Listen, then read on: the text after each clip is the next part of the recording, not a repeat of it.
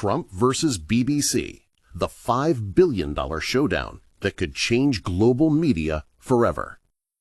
What happens when one of the world's most powerful political figures takes aim at one of the world's most trusted news organizations?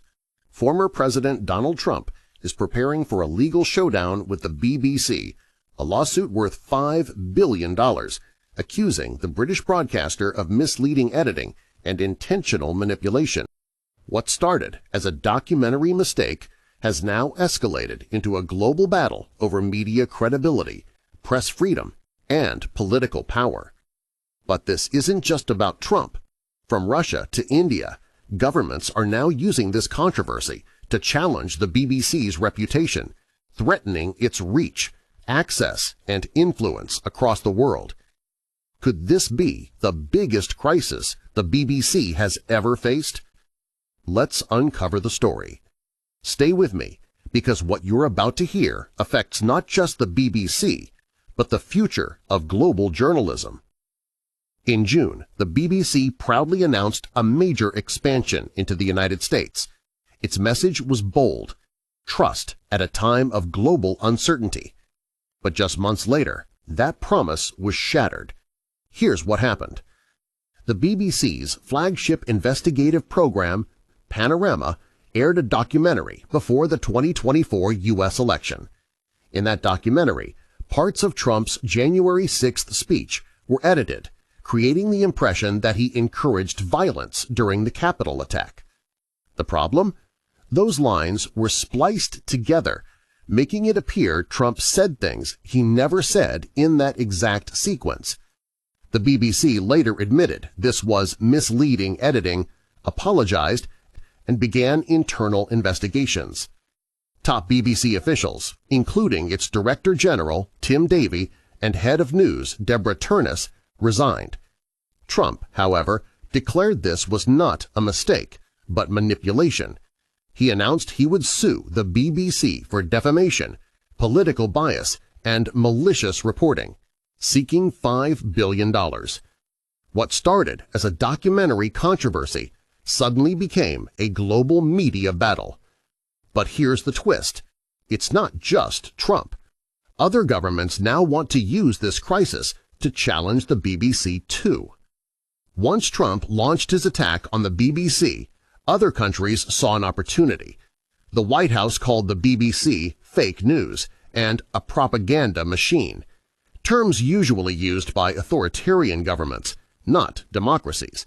Russia, known for its tight control on media, labeled the BBC as a Western disinformation tool. India, where the BBC has previously faced tax raids and legal pressure, now says it will use the Panorama case as proof that the BBC cannot claim impartiality. One unnamed Indian official reportedly said, "Before preaching ethics, they should fix their own history." Even diplomats in countries usually allied with the UK now say, if Trump can sue the BBC, why can't we?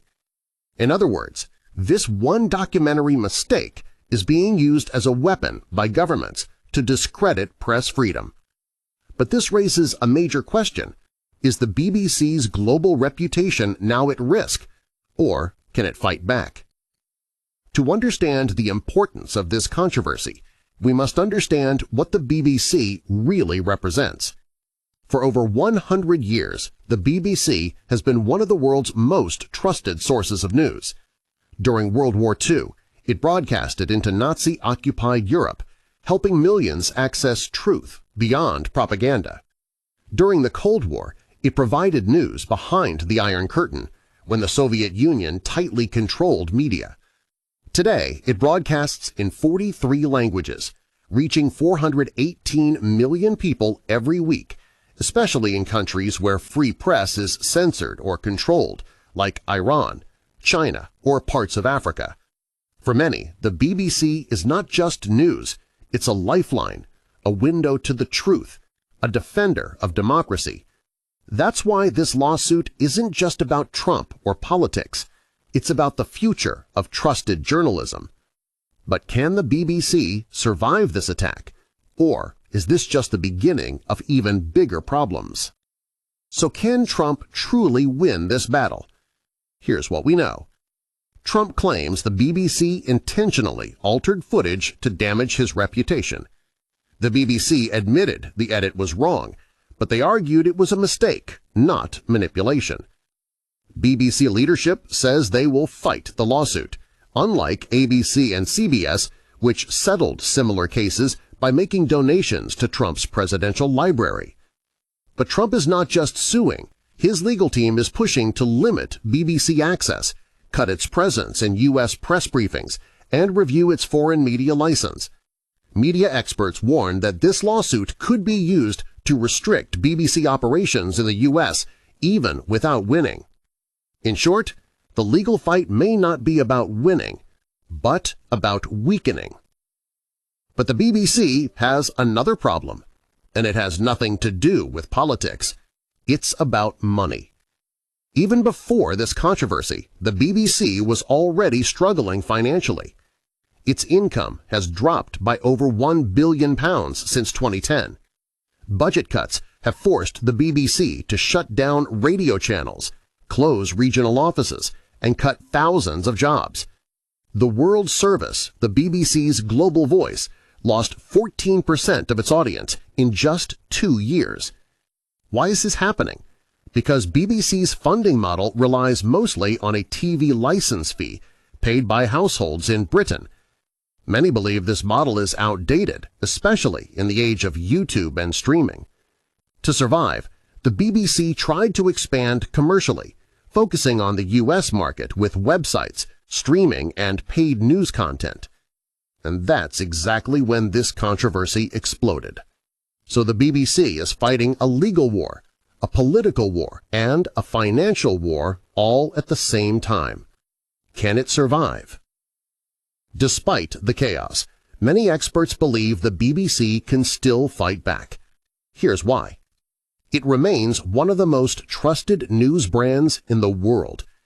In a 2025 poll, it ranked second only to the Weather Channel in the U.S. for trustworthiness. Millions of people still turn to it during crises, wars, and elections. Former BBC journalists argue that the organization must defend its independence, because if it surrenders, press freedom everywhere may suffer. As one veteran BBC editor said, if the BBC bows to political pressure, other governments will try to silence it too. The BBC has promised to fight any lawsuit, protect its journalists, and improve editorial standards to prevent future mistakes. In other words, this is not just a legal fight, it's a fight for trust. So what happens next? Could this lawsuit reshape the future of global news? This battle between Trump and the BBC is far bigger than one lawsuit. It raises critical questions. Who decides what is true? Can news organizations stay independent in a world of political pressure? Will governments start controlling international media? One mistake in a documentary has triggered a global debate on journalism, credibility, and freedom. Maybe this isn't just a fight between Trump and the BBC. Maybe this is the beginning of a new information war where truth, trust, and democracy are all on the line. What do you think? Should the BBC be punished for misleading editing? Or is this a dangerous attack on press freedom? Comment below. I'm reading every response.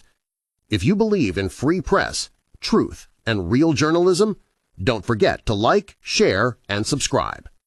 Stay tuned, because this story is just getting started.